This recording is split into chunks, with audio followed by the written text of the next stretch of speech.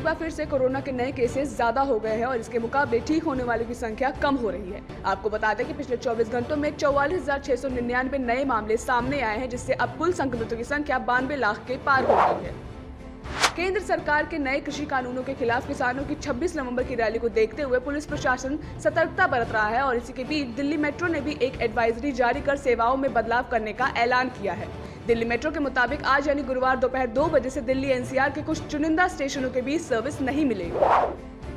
रूस ने अमेरिकी जहाजों को जापान सागर में घुसने को लेकर एक बड़ा ऐलान किया है। रूस ने कहा है कि उसके समुद्री इलाके में घुसने वाले अमेरिकी जहाजों को वो तबाह कर देगा। रूस की माने तो यूएस जॉन एस मैकिन उसकी समुद्री सीमा के पीटर द ग्रेट गल्फ के क्षेत्रों में 2 किलोमीटर तक अंदर चला आया था।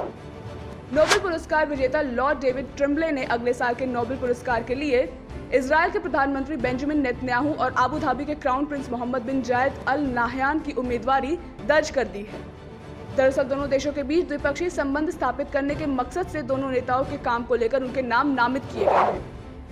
स्कॉटलैंड की संसद ने महिलाओं के लिए उनकी स्वच्छता से जुड़े उत्पादों को मुफ्त बांटने के लिए एक कानून पारित किया है। वहीं इस कानून के पास होते ही स्कॉटलैंड मासिक धर्म से जुड़े उत्पादों को मुफ्त में देने वाला दुनिया का सबसे पहला देश बन गया है।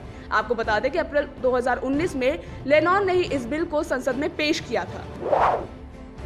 चीन की अग्रणी वैक्सीन उत्पादक कंपनी सिनोफार्म ने बाजार में टीका बेचने के लिए देश के नियामक के पास आवेदन किया है। सूत्रों से मिली जानकारी के मुताबिक यह घोषणा कंपनी के जनरल मैनेजर शी शेंगी ने की है।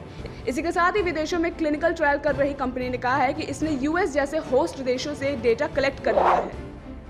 यूएई ने पाकिस्तान, ईरान, सीरिया और सोमालिया समेत 13 मुस्लिम बहुल देशों के नागरिकों को नया वीजा जारी करना बंद कर दिया है। सूत्रों से मिली जानकारी के मुताबिक राज्य के स्वामित्व वाले बिजनेस पार्क की तरफ से जारी किए गए दस्तावेजों से इसका पता चला है। इसी के साथ ही यह प्रतिबंध Algeria, Kenya, Iraq, Lebanon, Tunisia और टर्की के नागरिकों पर भी लागू होगा।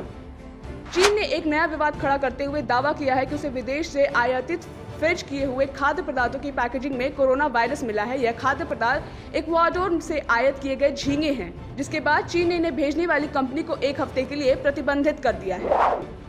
सिंगापुर की सुरक्षा एजेंसियों ने एक बांग्लादेशी शख्स को गिरफ्तार किया है, जो अपने देश में हिंदुओं के खिलाफ हमलों की साजिश रचने के साथ ही कश्मीर में लड़ने की योजना भी बना रहा था।